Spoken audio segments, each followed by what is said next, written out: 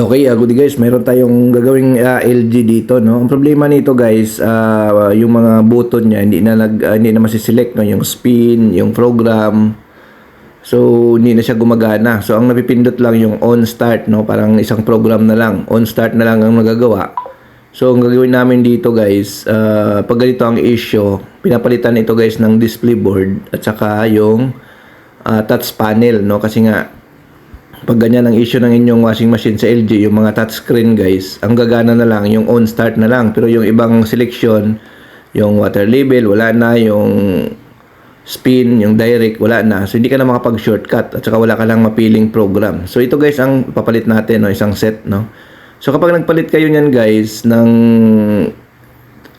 kapag ganun ang issue, isang set po ang kailangan palitan, yung display board at saka yung panel, yung touch panel AC, no. Kasi nga partner yan sila, kasi usually yan yung carbon ng panel wala na, or minsan naman yung pinaka-touch doon sa display yun yung nasisira, kaya kailangan siya palitan isang set, no. Kasi pag ipapalitan mo lang ng isa dyan, hindi siya nagtatagal, no. So sayang yung gastos, kasi nga yung mga board na to guys, yung display AC medyo may kamahalan din, no. So ito pagka yun ang papalitan nyo isang set, mag-ready kayo ng mga at least 9,000, no. Kapag magpapalit kayo ng isang set ng display at saka yung touch panel AC, no. So yun po ang kailangan yung palitan kapag nagkaroon ng problema, lalo na itong mga touchscreen ng LG. So common problem ito guys ng touchscreen ng LG, no. Minsan yung isang program diyan hindi niyo na siya mapindot, no. Wala na, no? Hindi na gumagana yung touchscreen niya. So marami na kami experience nito. Talagang kailangan siya palitan ng buo, isang set, no.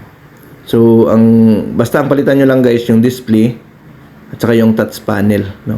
So yun.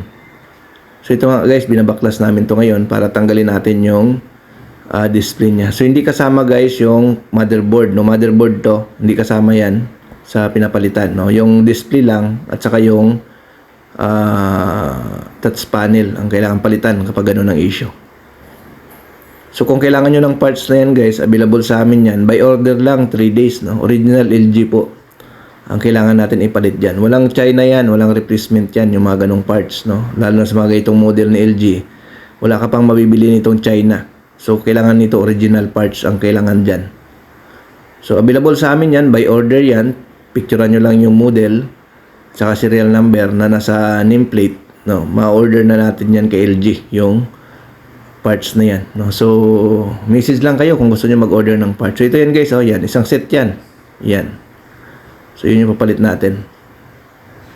So kami po pala nagsiservice ng Cavite, Laguna, Batangas, no. Kung gusto niyo magpa-service sa amin, message lang kayo sa aming Facebook page, Northia Repair Shop, or may number naman diyan sa Facebook, no, sa description nandiyan yung number namin, or i-click niyo yung description namin guys, makikita niyo sa bandang kanan yung logo ng Facebook po.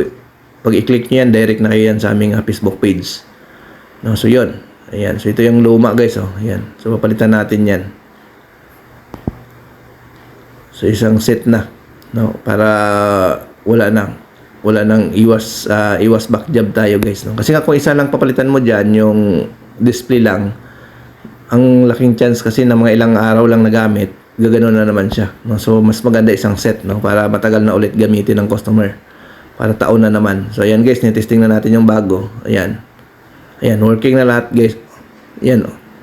Yan yung luma kasi guys, hindi na mapindot yan, yung mga touch na yan wala na. Yung maggawa mo na lang yan on tapos start. Although makakapaglaba ka pa, pero wala ka ng selection na magagawa. On start na lang yan pwede mong gawin. So yun. Okay, no? So ayos na ito guys, no? Yun lang naman, no? Kapag nagkaroon siya ng problema.